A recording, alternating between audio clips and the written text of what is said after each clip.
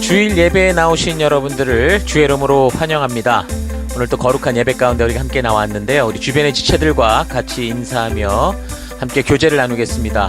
먼저 서로 인사하시고 또 한 주간 좋았던 일, 또 어려웠던 일 서로 격려하는 그런 시간들 우리 잠시 가지고 또 계속해서 우리 예배 가운데 나가겠습니다. 함께 교제하십시다.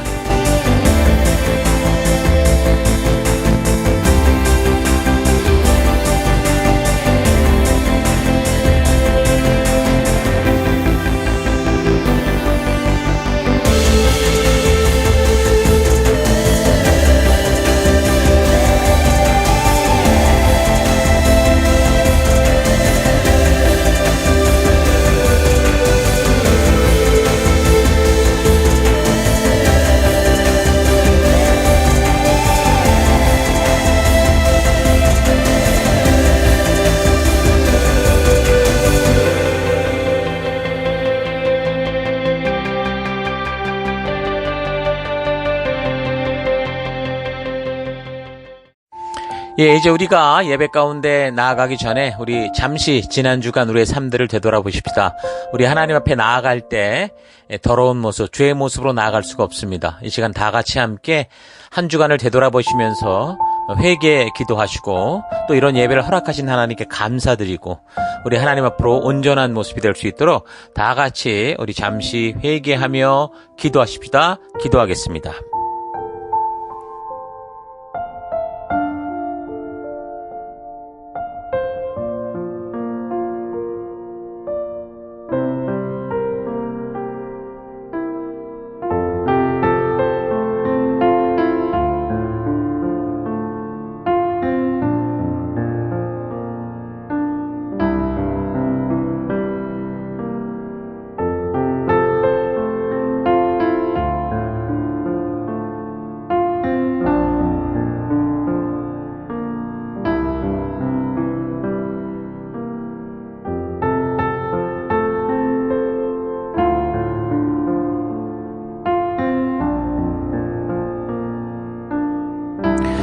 하나님, 지난 한 주간 은혜와 사랑으로 지켜주신 하나님을 찬양하며 감사드립니다. 우리가 주의 사랑으로 살면서도 늘 부족했고 또 욕심과 타협하며 살아왔던 삶을 회개합니다. 하나님, 주의 은혜로 회복되기 원합니다. 참된 예배자가 되며 복음의 증인되기 원합니다. 하나님, 이 시간 우리가 예배로 나아갑니다. 우리 예배를 받아주옵소서. 예수님 이름으로 기도했습니다. 아멘. 자, 이제 다 같이 우리가 함께 주일 우리 찬양과 경배로 나아가겠습니다. 할렐루야.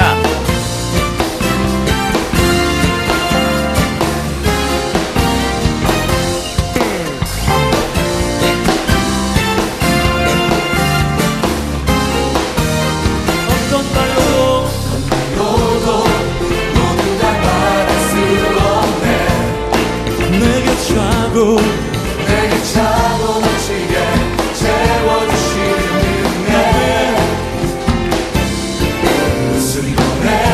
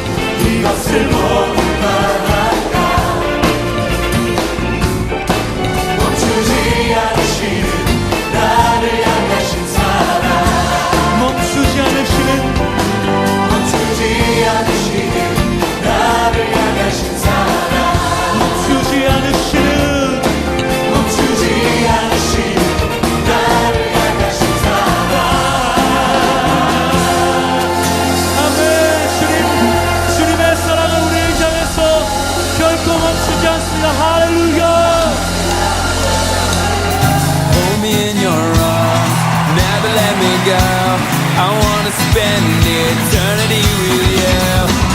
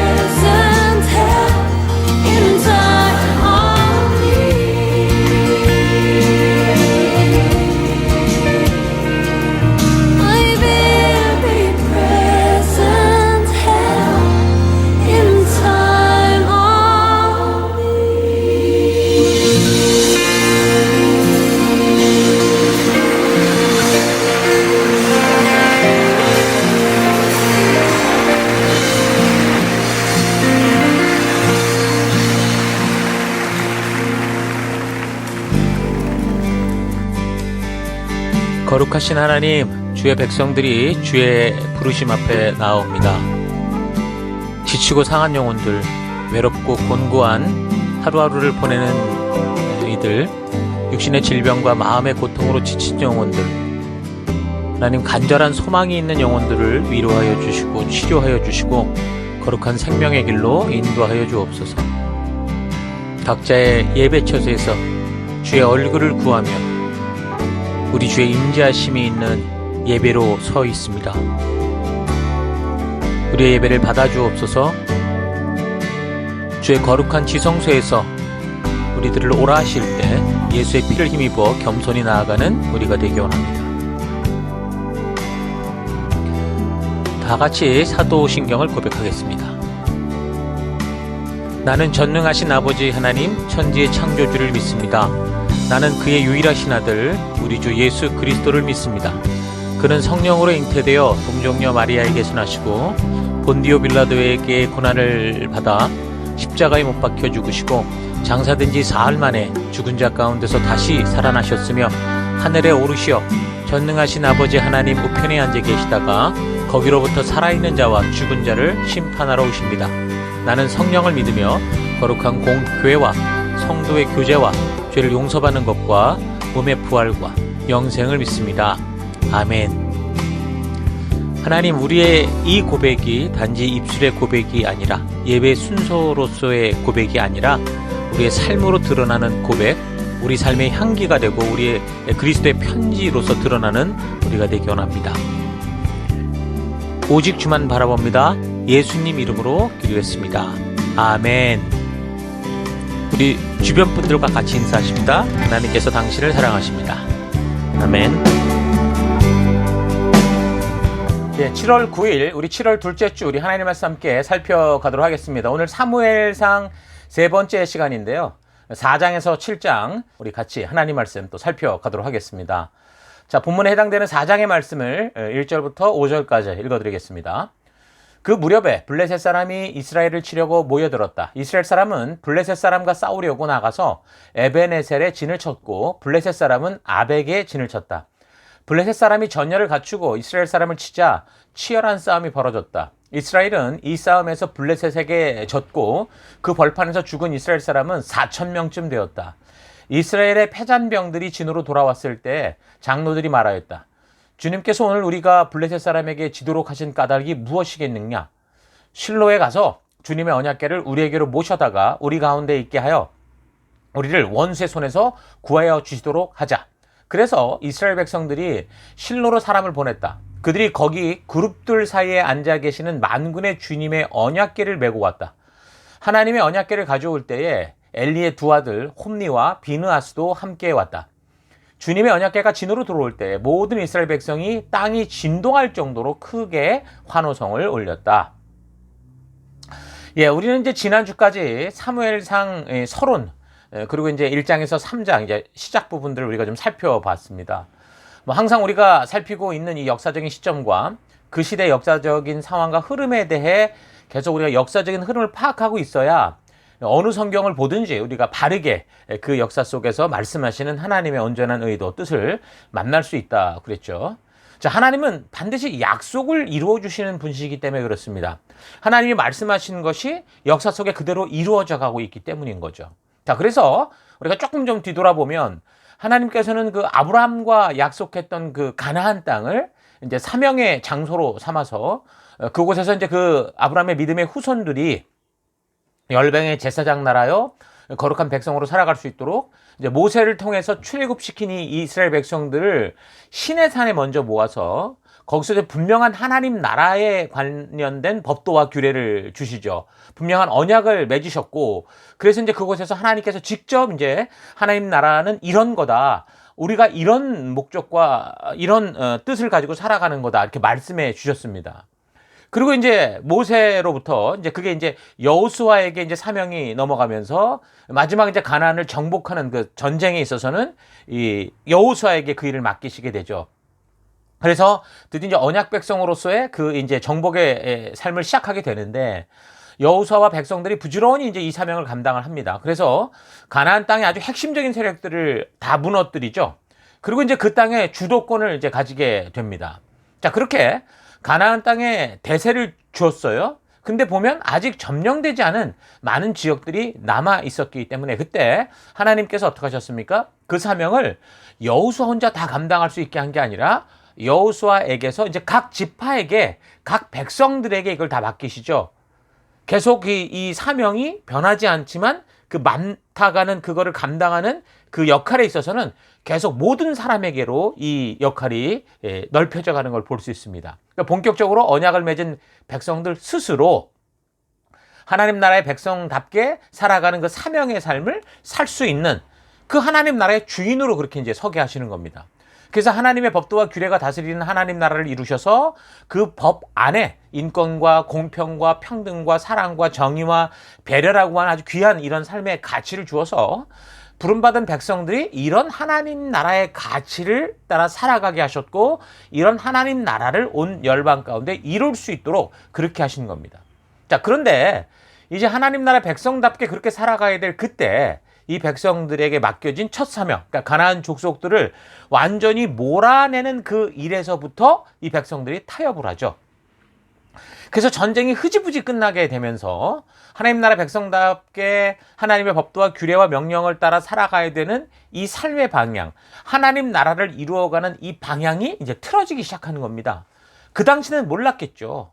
여러분, 처음에 시작하는 한 꼭지점에서 각도가 한 1도, 뭐 0.5도밖에 차이가 나지 않으면 함께 같이 걸어가도 이게 어떤 차이가 있는지 전혀 느끼지 못하는 것과 같은 현상이 이제 벌어진 거죠. 그 당시 힘을 다 잃었던 가나안 족속들이었기 때문에 완전히 진멸하지 않고 이걸 그냥 일부 노예로 삼아서 좀 일도 시키고 그러면 되겠다, 종으로 부릴 수 있으면 되겠다라고 생각을 했는데, 그런데 이제 이런 대충 순종, 이게 불순종이 결국 뭘 만든 겁니까? 진멸해야 될 그들을 진멸하지 않고 그들과 동거하게 됐죠. 동거하는 삶을 살다가 결국은 어떻게 됩니까? 그들에게 동화가 되어 가면서, 그들을 닮아가면서 오히려 가나안 족속들이 이제 힘을 점점 얻기 시작하는 그런 일들이 발생한 겁니다. 자, 그런 시대가 사사시대의 시작이었고 350여 년 가까이 사명을 망각하고 그렇게 이제 타락하여 살다가 징계로 인한 고통을 받으면 회개하고 바르게 서고자 했다가 또 편안해지면 또 사명을 망각하고 또 그 쳇바퀴 도는 그런 삶의 악순환으로 빠지게 되죠. 그래서 이 백성들은 사명을 가지고 보냄을 받은 가나안 땅에서 하나님과 언약을 맺은 그 하나님 나라 백성답게 하나님의 법도와 규례를 따라 살아가는 게 아니라 점차적으로 본능과 욕심에 기초한, 그러니까 세상의 법도와 세상의 규례와 세상의 종교와 세상의 문화를 흉내내면서 하나님께서 닮지 말라고 거룩하게 구별시켜서 뽑아냈는데 오히려 그런 세속의 가나안 족속들, 그들처럼 그렇게 살기 시작한 겁니다. 자, 그러니까 저들의 삶을 주도하는 이 사회 법률의 기초는 뭐예요?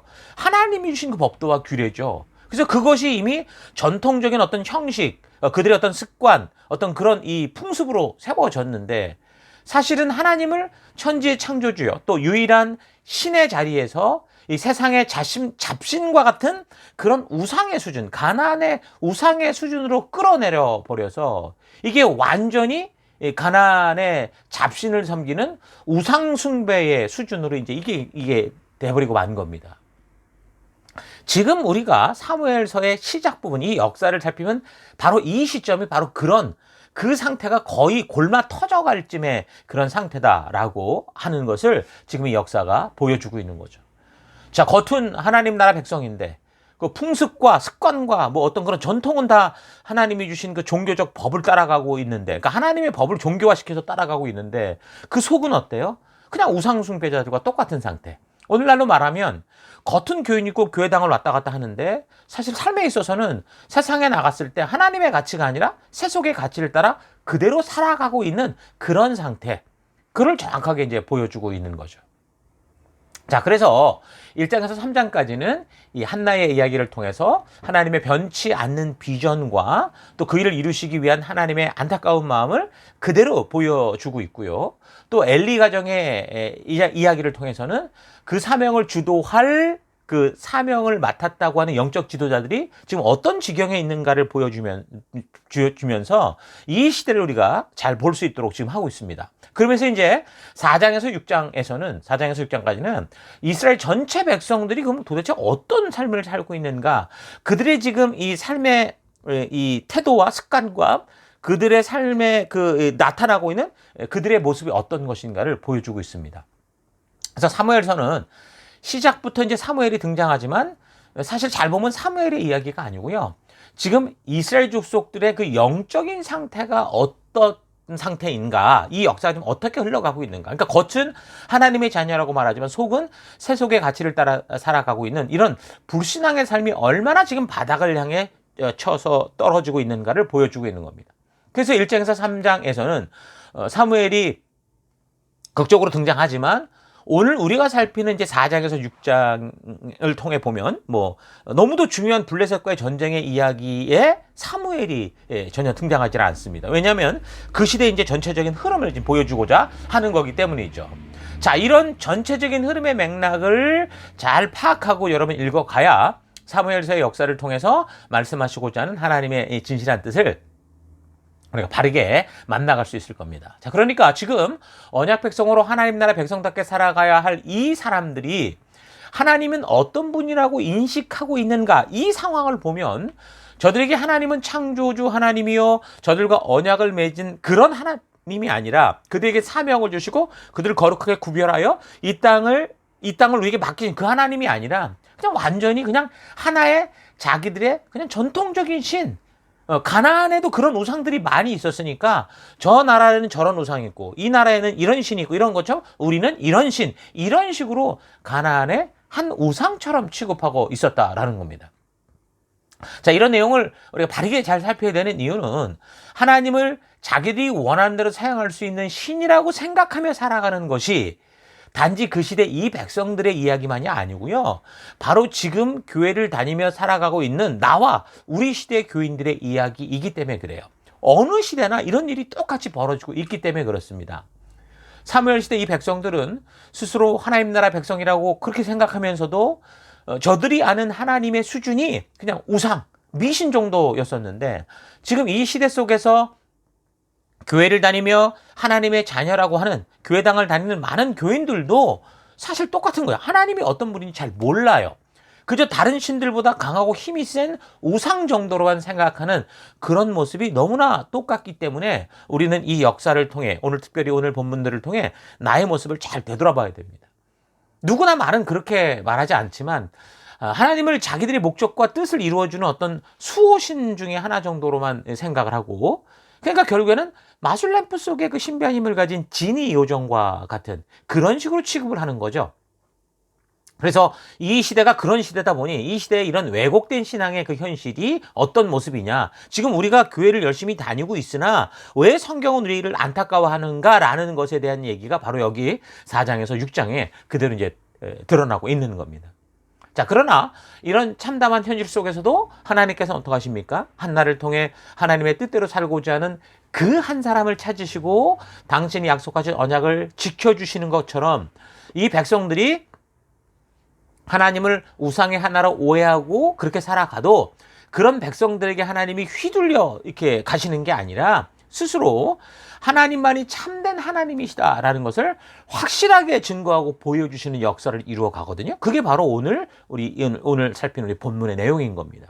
자, 그래서 하나님과 언약을 맺은 백성들이 어떤 시대에 태어나서 어떤 상황과 환경 속에서 살아가게 된다고 해도 하나님과의 언약을 맺은 백성들이라면 어떻게 사명자로 서서 살아갈 수 있는가라는 것을 분명하게 우리에게 보여주는 내용인 거죠. 자, 이런 사실을 염두에 두면서 여러분이 4장부터 이제 본문을 좀 차분히 좀 살피고 묵상해 갈 수 있기를 바랍니다. 자, 그래서 4장부터의 내용을 좀 보면 이스라엘 족속들이 블레셋과의 전쟁에서 자꾸 지니까 하나님의 말씀대로 바르게 살고 있는지 자신을 이렇게 점검하는 게 아니라 그들의 삶의 수준이 나타나는 거예요. 하나님을 우상처럼 생각하고 그렇게 생각을 하니까 여호와의 임재를 상징하는 여호와의 법궤를 이용해서 전쟁을 이기려고 하는 이런 방법을 생각해내죠. 전쟁에서의 실패와 패배는요, 그런 이 삶의 그 뭐 여의 법궤가 있냐 이게 문제가 아니고 지금 불순종의 삶의 결과거든요. 하나님의 약속과 언약을 따라 살아가지 않은 결과인데 이스라엘 족속들은 그런 자신들의 삶을 되돌아보지 않고 전쟁에 능한 신이라고 생각했던 그 하나님을 동원하는 그런 방법을 찾게 되는 거죠. 왜냐하면 그들은 여호와 하나님을 전쟁에 능한 신이라고 그렇게 그냥 치부해버리고 있었기 때문에 그래서 이제 그것이 여호와의 법궤 하나님의 임재를 상징하는 그들에게 어떻게 보면 신비한 어떤 신적인 그런 어떤 물건을 이용하려고 하는 겁니다. 원래 이 법궤 언약궤가 뭡니까? 시내산 이후 광야 여정에서 하나님의 인도를 따라 계속 움직이며 나아갔지만 가나안 정복 후에는 이 법궤가 하나님께서 정해주신 그 장소, 그때는 이제 실로라는 곳이었죠.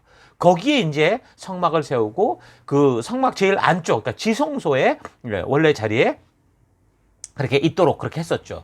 그래서 이제는 백성들이 하나님이 택하신 그 성막 있는 곳으로 찾아가서 하나님이 가르쳐 주신 방법들을 따라 제사와 예배를 드리고 하나님의 말씀을 듣고 그들 앞에 주님의 그 백성답게 살아가는 그런 곳이어야 되는 것이었어요. 근데 지금 이 백성들이 어떻게 하고 있습니까? 지금 국가적으로 생긴 큰 문제를 가지고 하나님의 명하신 대로 그 언약궤가 있는 성소로 나아가서 자신들을 되돌아보고 하나님 앞에 온전하게 서고자 하는 게 아니라 그 하나님의 임재를 상징하는 그 법궤를 자기들의 현실 속의 문제를 해결하기 위해서 그걸 마음대로 가져다가 하나님의 힘만을 이용하려고 하고 있는 겁니다. 이 법궤, 그러니까 증거궤 안에 뭐가 있었습니까? 만나 항아리, 그리고 아론의 쌍난 지팡이, 그 두 번째로 받았던 십계명 돌판이 있었죠. 그러니까 이 하나하나를 생각해 보세요. 전부 저들이 하나님을 오해하고 우상처럼 대할 때, 그러니까 말씀대로 순종하지 않을 때 사건이 벌어지고 나서 하나님이 온전한 하나님을 기억할 수 있도록 하나님 말씀대로 사는 게 얼마나 중요한지를 알게 하기 위해 주어진 물건들인 거죠. 만나는 뭐예요? 광야에서 뭐 먹고 사는 것 때문에 불평불만을 하셨다가 그러다가 하나님이 책임지시는 그 역사를 본 게 만나고요. 아론의 싹이 난 지팡이는 뭡니까? 그 모세의 권위에 이 사람들이 대들다가 그렇게 해서 결국에는 하나님이 정말 하나님이 이끄시는 그 하나님의 역사가 누구를 통해 이루어지는가를 보여주려고 했던 게 그 쌍난 지팡이고, 그 두 번째 십계명은 뭐예요? 그 하나님과의 언약을 맺은 지 얼마 되지도 않아 40일도 되지 않아서 시나산 밑에서 금송아지 그 우상 숭배하다가 그래서 가지게 된 거죠.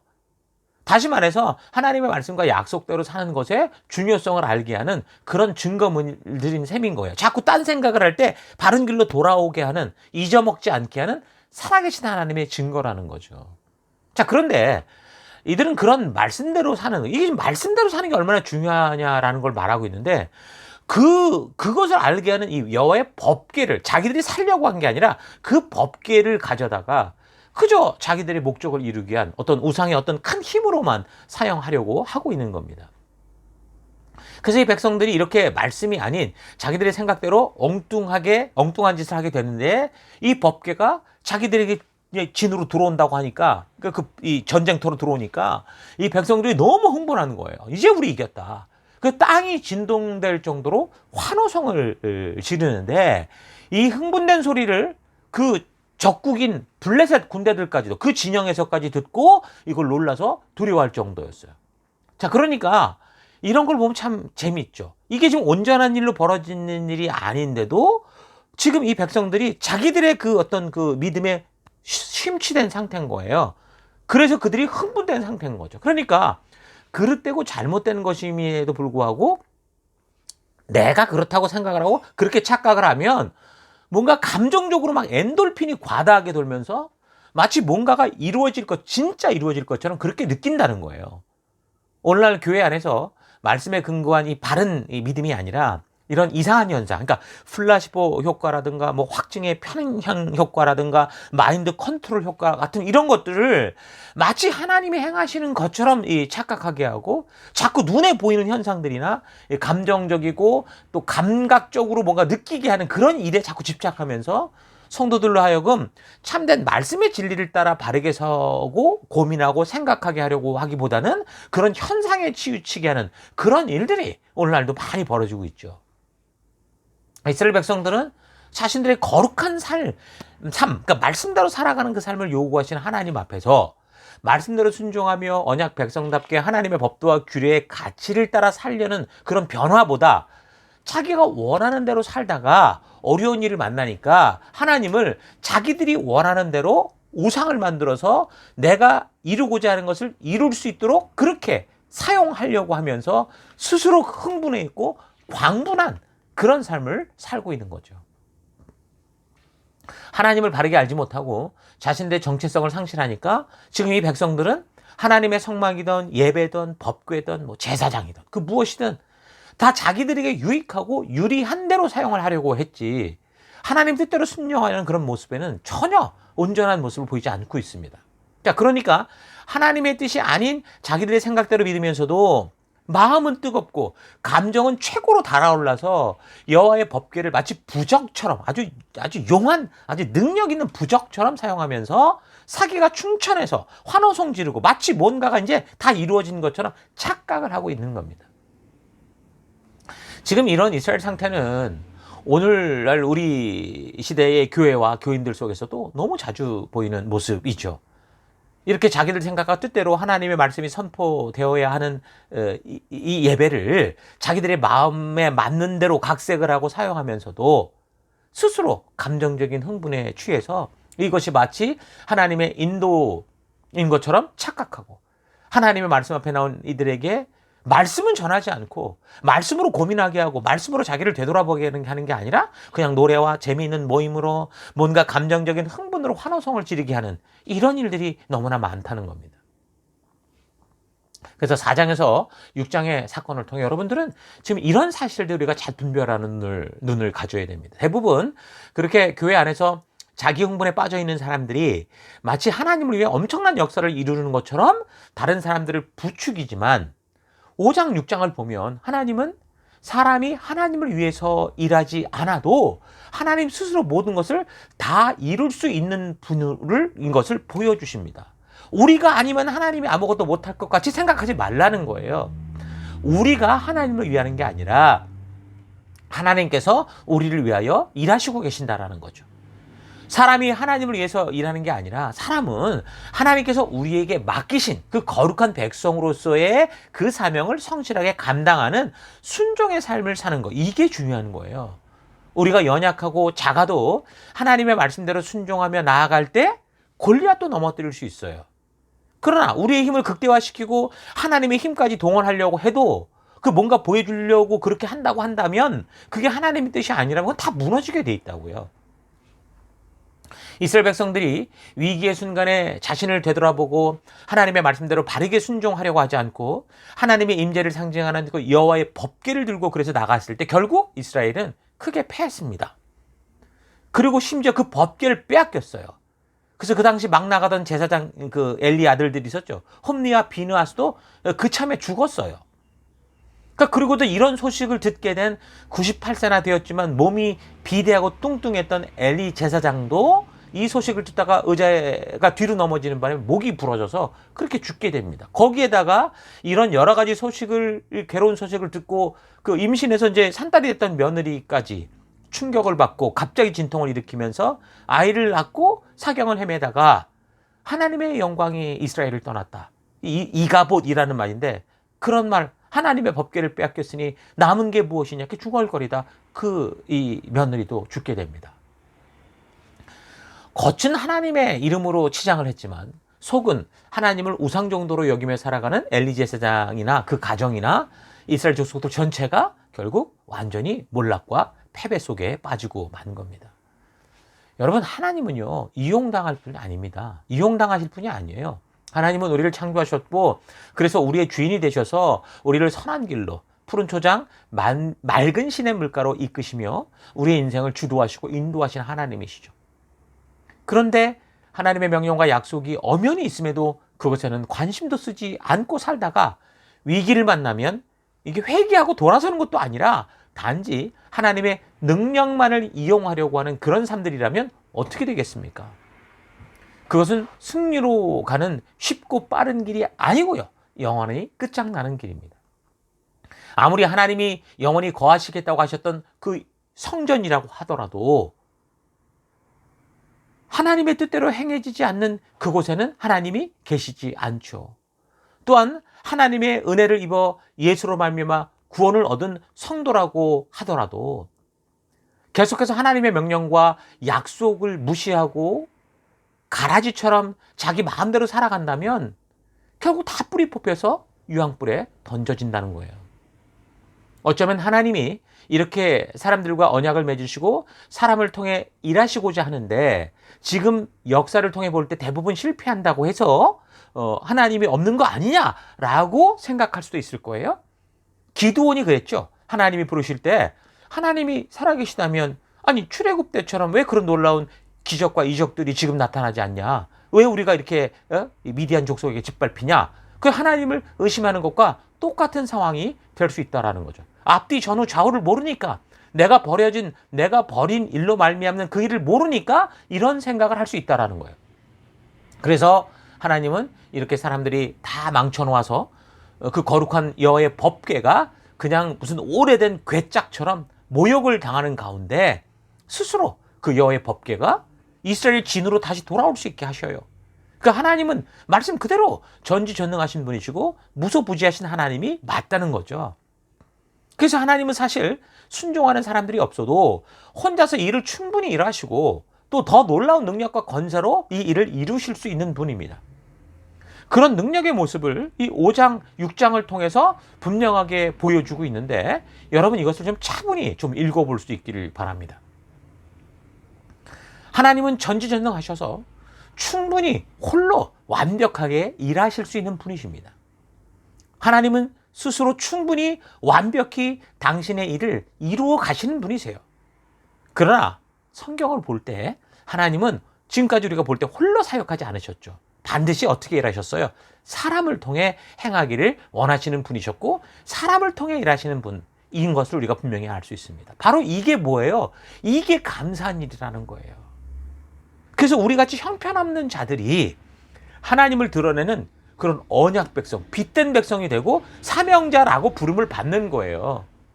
이렇게 형편없는 우리의 모습 이대로 받아주시고 이런 우리를 통해 일하시기에 하나님이 하시는 일이 더 꼬이고 더 더디고 그러니까 하나님이 개입하지 않는 것처럼 보일 정도인데도 하나님은 우리를 통해 일하시는 거죠. 하나님께서는 이런 부족한 사람들을 통해 그렇게 일하시는데 그렇다고 해서 여러분 하나님의 일하시는 방법과 이렇게 사람을 소중히 여겨주시는 하나님의 그 인내와 그 놀라운 사랑을 여러분 절대 우습게 여겨서는 안 된다라는 거죠.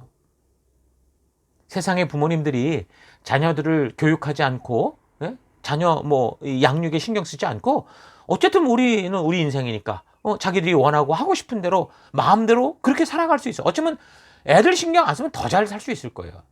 그러나 그렇게 하지 않는 것은 그 자녀를 사랑해서 바른 사람이 되기를 원하는 그런 마음 때문인 것처럼 그래서 자신을 희생하고 자신의 먹을 것을 먹지 않고 자기가 쓸 것을 쓰지 않고 자녀들에게 이렇게 베푸는 것처럼 하나님께서 능력이 없고 힘이 없어서 사람을 통해 일하시려고 하는 그런 게 아니라 당신의 백성들이 이 땅에서 하나님을 닮는 그 백성답게 이 축복과 기쁨을 누리며 살게 하시려고 하나님의 원래 창조의 그 모습 가운데 그들이 기쁨 속에 살게 하시기 위한 하나님의 사랑 때문이라는 거예요.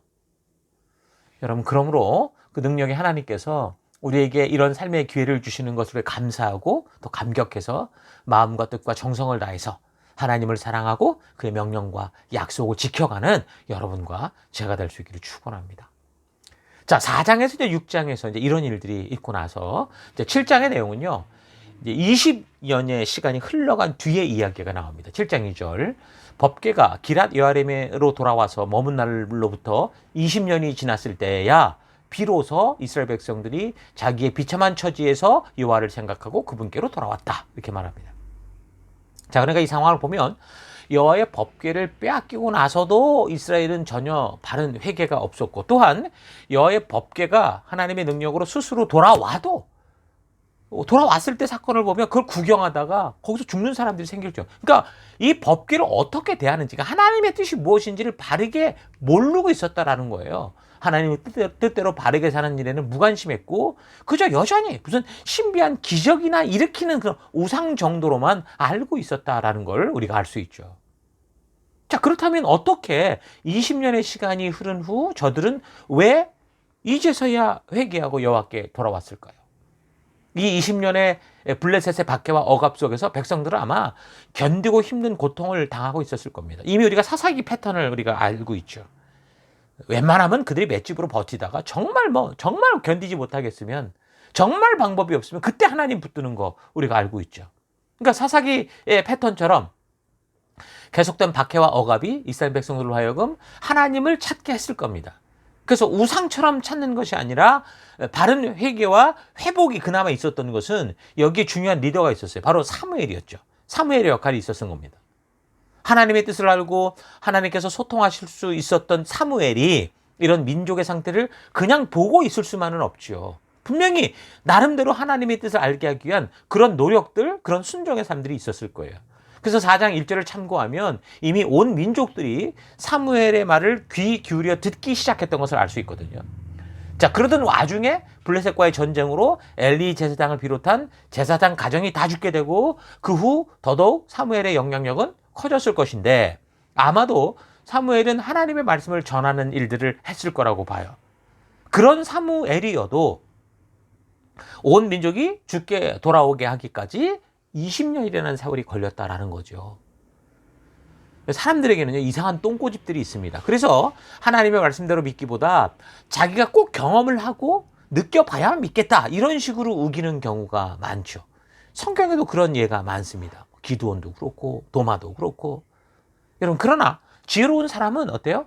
꼭 그렇게 고통과 괴로움을 직접 경험하지 않아도 들을 때 듣고 배우는 사람인 거죠. 무엇보다 신실하신 하나님의 말씀을 그대로 믿고 듣고 순종하는 삶은 그게 바로 성경이 말하는 지혜로운 자의 삶이라는 거예요. 우리에게 더 많은 축복의 기회와 온전한 믿음의 길이 얼마나 최고인지를 알게 하죠. 우리의 인생 낭비하지 않고 주신 귀한 우리의 젊음의 그 가장 뜨거운 시간에 하나님께 온전히 드려지는 정말 놀라운 삶을 살 수 있는 기회를 주죠. 여러분, 20년이면 한 사람의 인생이 다 지나갈 때예요. 여러분, 20대는 40대가 된다니까요. 30대는 50대가 될 거고 40대는 60대가 되는 거예요. 저는 지금 호주에서 30대를 막 시작하면서 이곳에 왔는데 지금 여기서 28년을 보내고 나니까 그런 경험으로 볼 때, 야, 정말 내가 그 20대 때 이런 하나님의 진심을 좀 더 빨리 알았더라면 하는 그런 안타까움이 있습니다. 그러니까 우리의 인생에는 경험해 보아야 하는 것도 분명히 많이 있지만 특별히 하나님의 말씀에 순종하는 삶, 믿음을 가지고 하나님의 말씀의 가치대로 순종하는 그런 삶은요, 경험이 아니라 말씀을 듣고 믿음으로 그렇게 순종하는 게 지혜로운 삶이고 그게 세월을 아끼는 삶이 되는 겁니다. 우리의 삶은 아마 이 성공과 실패로 보자면 80, 90% 이상이 실패일 거예요. 그러니까 많은 실패의 경험을 통해서 비로소 성공의 길로 가게 돼 있거든요. 자, 그렇다면 불순종하고 영적으로 게으르게 살려고 고민만 하면서 실패를 겪는 게 아니라 어차피 실패가 가득 차 있다면 말씀대로 믿고 순종하며 그 말씀의 가치대로 살고자 하는 길에서 실패를 한다면 더 가치로운 성공을 경험하는 우리가 될 수 있겠죠. 전 여러분들이 그런 삶을 살길 바랍니다. 고민하고 핑계대고 변명하면서 실패하는 인생이 아니라 말씀대로 도전하고 하나님의 말씀께 나아가려고 하다가 실패하는 그런 정말 거룩한 실패를 이루는 여러분들 되기를 바라요. 그런 실패는 정말 거룩한 실패고 우리에게 참된 지혜와 하나님의 마음을 알게 하는, 세상의 거짓된 길을 다 분별해내고 온전한 믿음의 길, 생명의 길을 알게 하는 귀한 경험이 될 겁니다. 자, 그러니까 하나님을 신뢰함으로 그 말씀대로 용기 있게 순종하는 사람, 이런 사람을 기다리시는 거예요.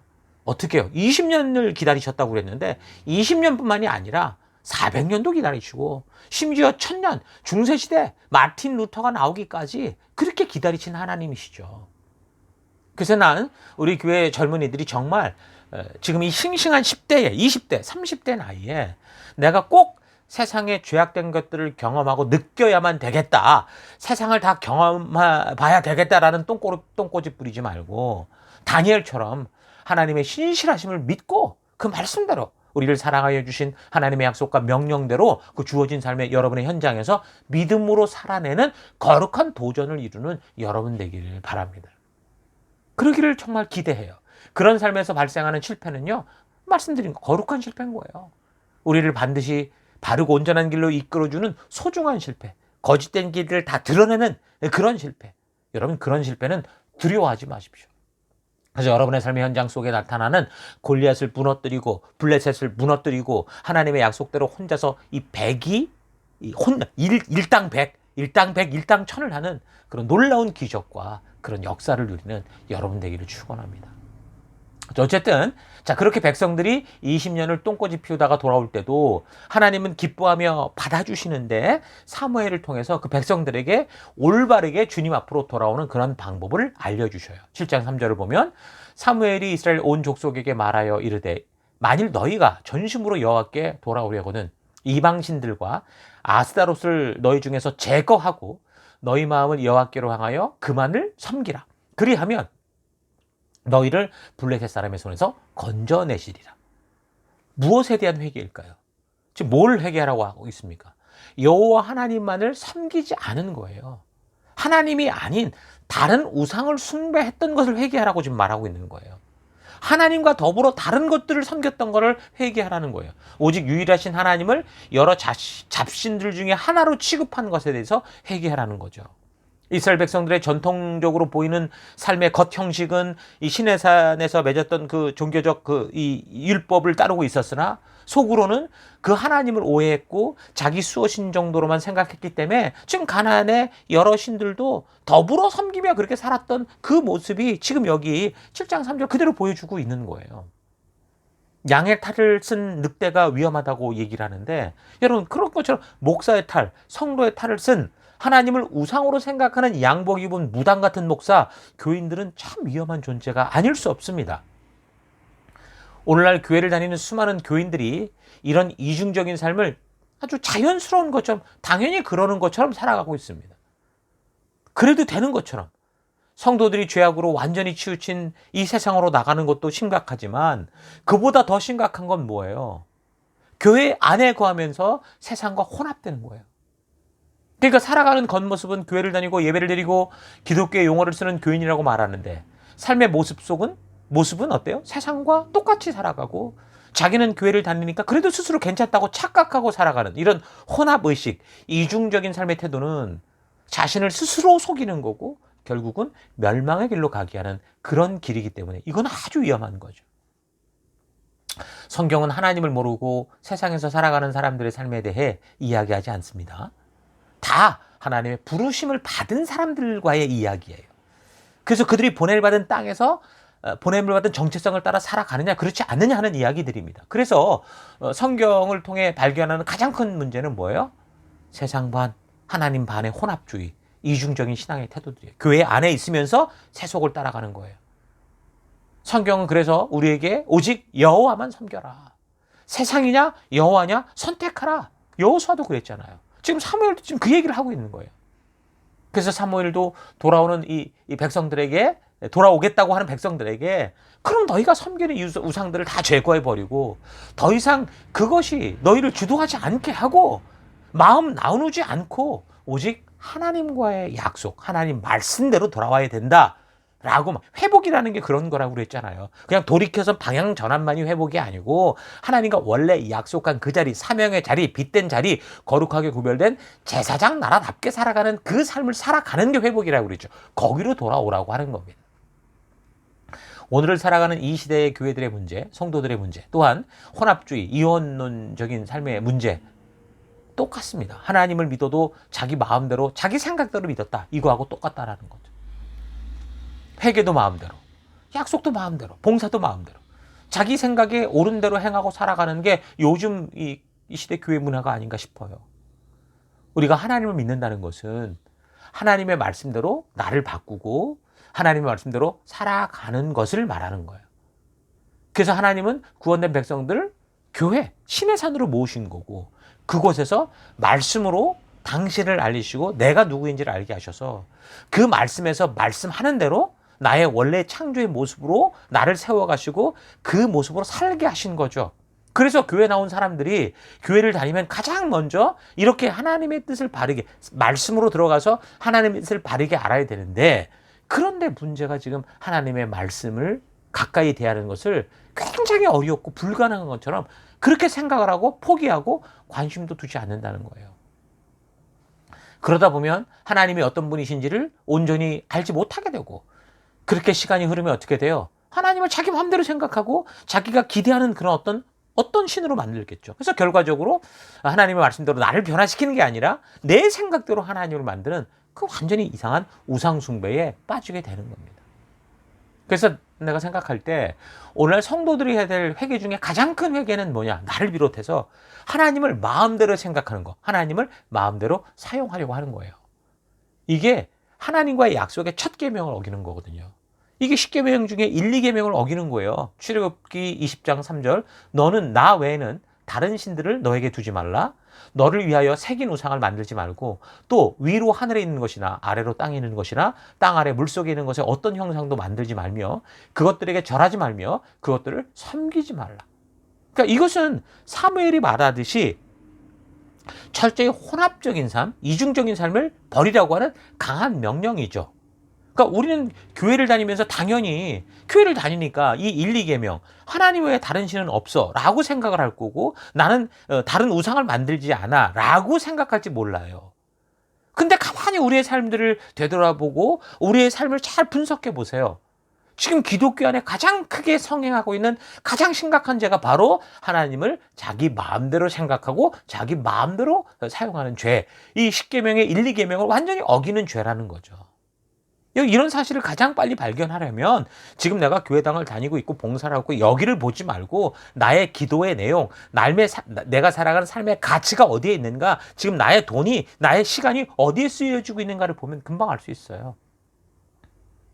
우리 기도는 대부분 하나님께 명령하고 내가 원하는 것을 이루어달라, 이루어내라, 채워달라, 저 사람을 변화시켜라, 막 명령하는 거잖아요.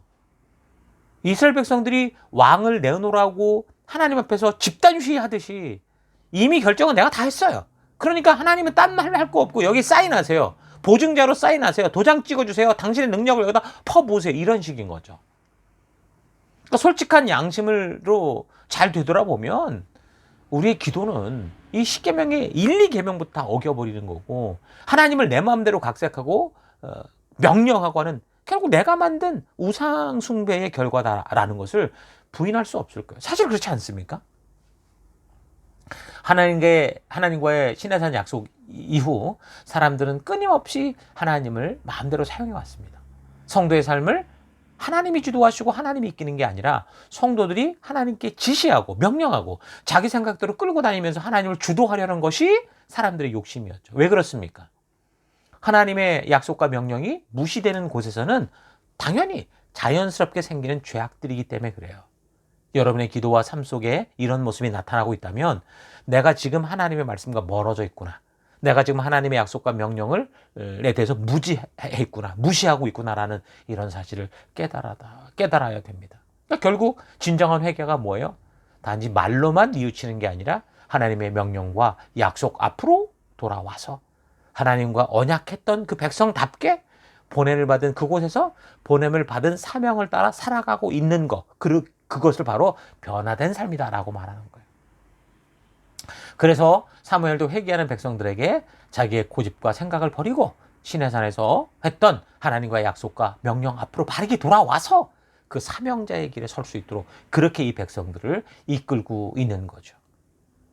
그래서 7장에 계속되는 이 본문을 보면 이렇게 백성들이 모여서 진정한 회개를 하는데 블레셋이 이런 걸 듣고 이제 방해하고 또 싸움을 합니다. 그러니까 미스바로 모여서 같이 이제 이런 회개하고 이들이 집단으로 모여 또 뭔가를 한다라는 소식을 듣고 블레셋이 또 싸움을 걸어오는 거죠. 이 싸움은 어떻게 됐을까요? 당연히 이스라엘이 이겼습니다. 이거는요, 사무엘이 기도하고 제단을 쌓아서 그렇게 된 결과가 아니고요, 백성들이 우상을 다 버리고 오직 하나님만 섬기며 그 말씀대로 살고자 결단하고 나아갔기 때문이에요. 그러니까 하나님께서 이들의 마음 중심을 보았기 때문이라는 거죠. 또다시 하나님을 이용하려고 그런 모임이었다면 여기에서 승리는 없었을 거예요. 사무엘의 리더십이 좋았다? 여러분 그렇게 볼 수도 없어요. 같은 사무엘이 있었던 그 4장에서의 그 전쟁에서는 벗개까지 빼앗기는 일들이 있었고 그런 끔찍한 결과가 있었잖아요. 그러나 이번 7장에서의 전쟁은 같은 블레셋에게 큰 승리를 거두었습니다. 무슨 차이입니까? 백성들이 자기의 생각을 버리고 회개했고 하나님의 약속과 명령들 바르게 서는 그 자리에 섰기 때문이라는 거죠. 자, 그러니까 전쟁에서의 승리냐 패배냐의 성패 여부는 그 나라의 군사력, 국방력이 아니라 또는 얼마나 간절히 기도했느냐가 아니라 그 백성들이 하나님의 말씀대로 서서 그의 명령과 약속을 따라 그 하나님 나라 백성답게 구별된 백성답게 언약된 백성답게 살아가고 있느냐 아니냐에 달려있다라는 거 여러분 기억하셔야 돼요. 오늘날도 똑같습니다.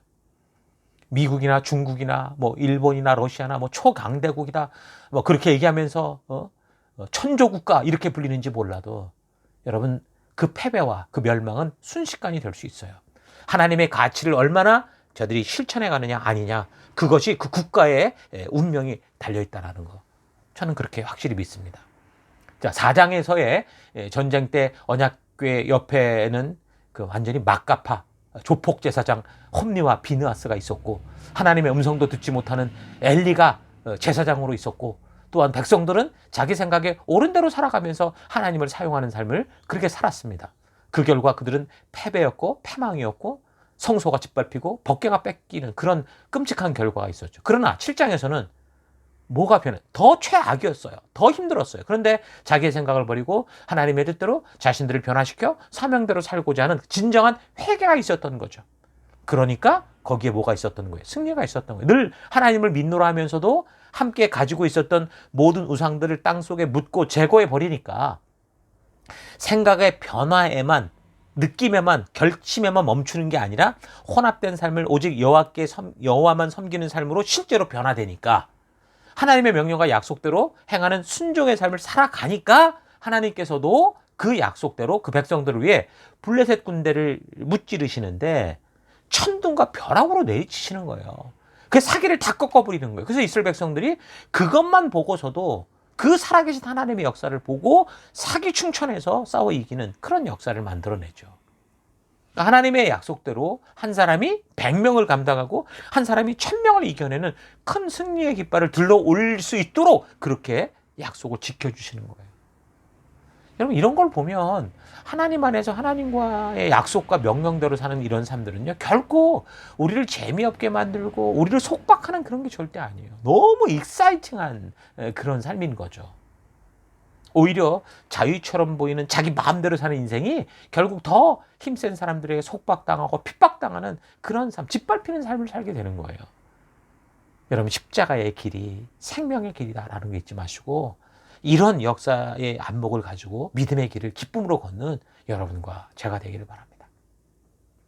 자, 지금까지 우리가 살핀 1장에서 7장까지의 이 계속 바닥을 치는 이 역사적인 분위기, 이스라엘이 그런 걸 보면 이제 이 민족들이 8장에서 왜 왕을 요구했었는가라는 걸 아마 조금은 이해할 수 있을 거예요. 그러니까 그래서 여러분들이 1장부터 7장까지 이번 주간 또 잘 묵상해 보시면서 결국에는 그 다음의 역사가 어떻게 될 건가 좀 미리 읽어보시고 또 여러분들이 미리 묵상을 통해서 어떨 것인가도 좀 유추해 보면서 가면 조금 더 재미있고 바르게 하나님 말씀을 알아가게 될 겁니다.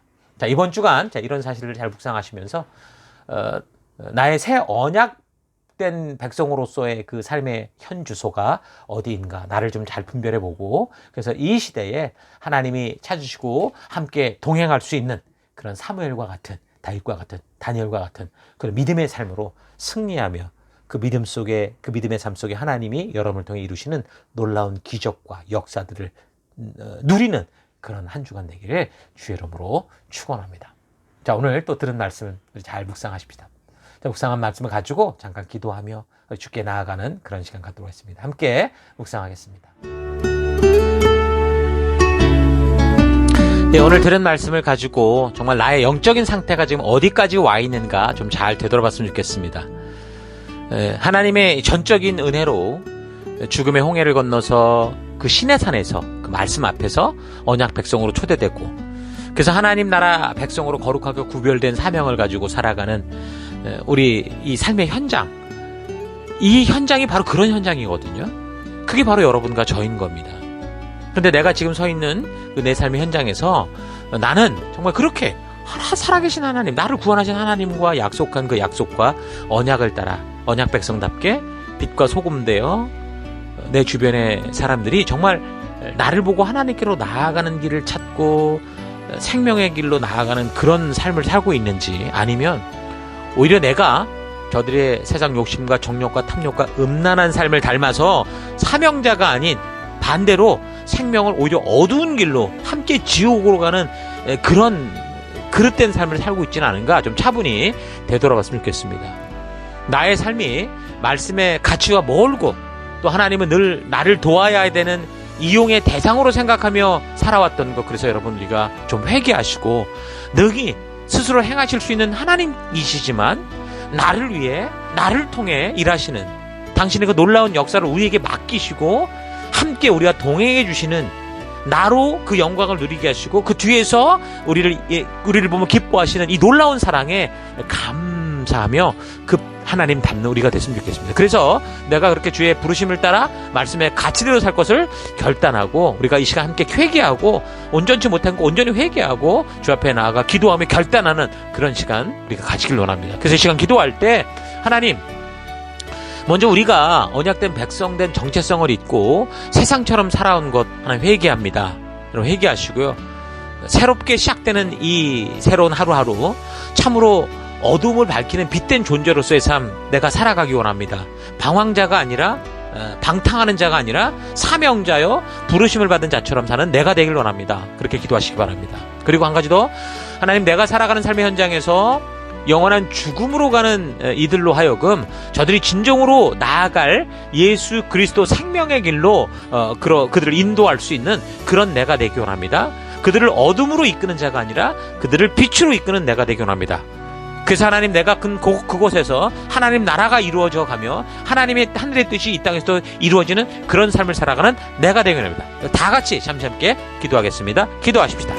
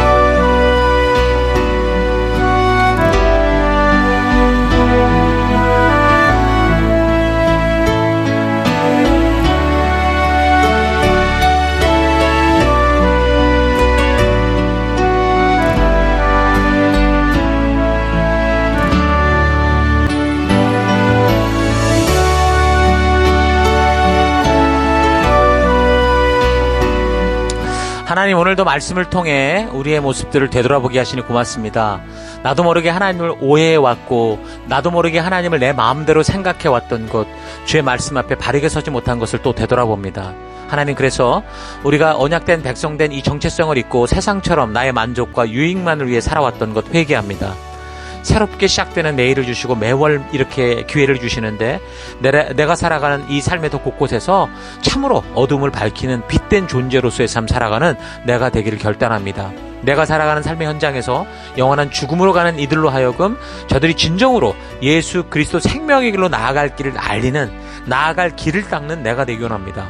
내가 살아가는 삶의 현장에서는 내 스스로 말하지 않아도 주변의 사람들이 내 삶을 볼 때 내 삶에서 복음과 생명의 길이 전해지고 보여지는 그런 그리스도의 편지, 참된 빛된 빛과 소금된 거룩한 백성된 구별된 거룩한 백성된 삶 살아가는 내가 되기를 원합니다. 이 한 주간도 그런 길로 나아가 주와 동행하는 그런 믿음의 백성 되기를 간절히 바라옵고 인도하심을 감사드리며 예수님 이름으로 기도했습니다.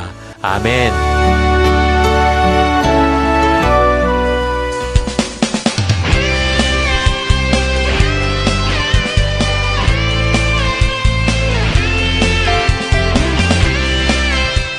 (2023년 7월 9일) 교회 소식을 함께 나누겠습니다. 이번 주는 2023년 셀위크 23번째 주간입니다. 주중에 함께 모이는 셀 모임은 그냥 교회에 가면 모이는 소그룹이라는 개념을 넘어 우리에게는 이것이 성도의 삶의 터요, 하나님 나라인 교회입니다. 하나님이 그의 백성들을 위해 준비하신 가정입니다.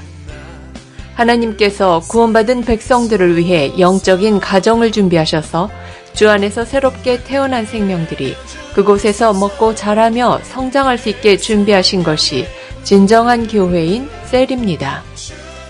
그래서 우리는 각자의 영적인 가정 셀을 통해 서로 사랑과 관심을 가지고 함께 연결된 영혼 한 사람 한 사람이 스스로 주도성을 가지고 말씀의 가치를 따라 살아가는 성도답게 강건해져 갈 수 있도록 강단을 통해 전달되는 하나님의 말씀을 부지런하고 성실하게 나누며 말씀의 꼴을 바르게 먹여 바른 성경적 정체성을 가질 수 있도록 해야 합니다. 또한 세상 그 어디에서도 말할 수 없는 아픔과 슬픔과 두려움들을 함께 나누고 함께 그것을 위해 기도하며 삶에서 능히 이겨낼 수 있도록 함께 걸어가는 일들을 해야 합니다.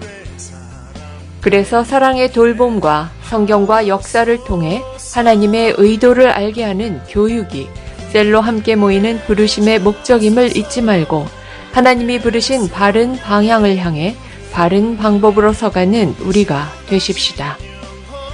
하나님께서 우리의 회복과 축복을 위해 준비하신 셀 모임으로 적극적으로 모여주시기 바랍니다. 매월 두 번째 주간 저희 교회가 집중하는 사역 포인트는 생명을 낳는 생명을 한 사람씩 세우는 것입니다. 우리의 믿음은 단순히 교회당에만 왔다 갔다 하는 것이 아니고 하나님께서 부르시고 주신 사명을 따라 어떤 상황과 환경이 다가와도 그 사명을 아는 우리 지체들, 생명들이 함께 힘을 모아 하나님께서 우리 하나님 나라 백성들에게 맡기신 생명을 낳는 생명을 세워가는 것입니다. 우리네 삶은 끊이지 않는 폭풍과 파도들로 늘 수많은 위험들이 존재하는 거친 대양을 항해하는 것과 같습니다. 그래서 우리가 만나는 상황과 환경이 어렵다는 이유로 그 상황과 환경이 나아지기를 기다린다고 하면 아마도 평생 아무것도 할 것이 없을 것입니다. 그래서 성도인 우리는 우리의 삶에 다가오는 어떤 최악의 상황이라고 해도 그것을 오히려 디딤돌 삼아서 순종의 길로 나아가 하나님의 부르심 앞에 함께 서는 귀한 동역자 한 사람씩 세워가는 것을 멈추지 말아야 합니다. 하나님 말씀에 근거한 정체성을 가진 한 사람을 세워가야 합니다. 각 셀로 힘써 모여 예수님이 사랑하는 생명들을 구원으로 인도하는 우리가 되십시다. 하나님의 말씀을 예수님이 생명으로 산 지체들의 마음에 심는 새 언약을 꼭 일구어 가십시다. 저희 교회를 새로 방문해 주신 지체들을 환영합니다. 오늘 각자의 처소에서 영상 온라인 예배로 참석해 주시는 분들과 이곳 예배당으로 처음 참석해 주신 여러분을 환영합니다. 예배 후 성도의 교제는 본당 옆 건물 1층 로버트 화이트홀에서 모이게 됩니다. 함께 오셔서 귀한 성도의 교제 가운데 하나님의 은혜와 축복을 경험하실 수 있기 바랍니다. 주중에는 연결된 셀들과 온라인 오프라인을 통해 모이는 셀 모임이 있습니다. 각 셀마다 정해진 요일에 온라인으로 또는 오프라인으로 함께 모이고 있으니 셀 모임에도 적극적으로 참여하여 하나님의 마음이 담긴 성경과 역사를 지체들과 함께 나누며 하나님 안에서 나는 누구인지를 바르게 알아가는 축복된 시간들을 나누시기 바랍니다. 다음 주일 예배도 예배당에서 드립니다. 우리가 예배를 드리고 있는 멜번시티 CBD 안에 있는 스카스 처치에서 2시에 예배를 드립니다. 미리 예배 시간 5분 전까지 오셔서 거룩하고 귀한 예배, 하나님의 말씀으로 거듭나는 예배 되도록 하십시다. 우리가 드리는 예배는 계속해서 매주 영상으로 미리 준비되어 교회 사이트에 매 주일 오전 6시에 업로드 됩니다. 또한 교회 유튜브에도 같은 시간에 업로드가 되니 어떤 이유로든 예배당 예배를 나오지 못하게 되는 경우 각자가 처한 처소에서 각자 가능한 시간에 하나님의 부르심 앞에 스스로 나아가 예배 드리실 수 있기 바랍니다. 내가 처한 어떤 상황과 환경 속에서도 변함없이 거룩한 예배자로 서서 온전한 예배를 드리실 수 있기 바랍니다. 지금까지 7월 9일 교회 소식이었습니다. 한 주간도 믿음으로 말씀 따라 승리하는 여러분들 되시기 바랍니다. 받은 불의 사람 돼 하나님 말씀 계속해서 우리 교회가 존재하는 목적을 외치고 축도로 예배를 마치겠습니다. 2023년 사람을 세우는 교회임을 잊지 않고 살아가는 교회 되기, 그 사명을 감당할 때 사랑을 가지고 사명을 이루는 교회 되기, 하나님이 주신 방향을 잃지 않고 열심을 다하는 교회 되기, 사명을 위해 구별하신 열방의 제사장 나라 거룩한 교회 되기, 어떤 상황과 환경 속에서도 하나님의 말씀대로 용기 있게 순종하는 교회 되기. 아멘. 자, 이런 부르심을 잊지 마시고 여러분 각자 보냄을 받고 나아가는 삶의 더 곳곳에서 주신 사명을 따라 승리하는 한 주 되시기 바랍니다. 다 같이 기도하겠습니다. 이제는 우리 주 예수 그리스도의 은혜와 하나님의 그 크신 사랑하심과 성령님의 감화, 감동, 위로, 축복, 충만하심이 하나님을 바르게 알지 못할 때 하나님을 내 생각대로 만들고 사용하는 십계명의 죄를 어기는 것이다라는 걸 알고, 그래서 성실하고 바르게 성령과 역사를 통해 하나님을 만나고 그 하나님의 뜻대로 살아갈 것을 결단하는 모든 백성들 머리 위에 이제로부터 영원토록 함께 하실지어다. 아멘.